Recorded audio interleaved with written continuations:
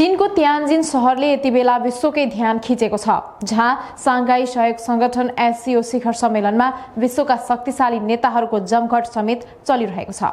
सम्मेलनको पूर्व सन्ध्यामा आयोजित स्वागत भोजले पनि अमेरिका सहितको ध्यान यता केन्द्रित गरेको छ, जसमा चीनका राष्ट्रपति सी जिनपिङले एक उत्साहजनक टोस्ट अर्थात् शुभकामना प्रस्तुत गर्दै क्षेत्रीय एकता, विकास र सहकार्यलाई सुदृढ बनाउने आह्वान गरेका थिए।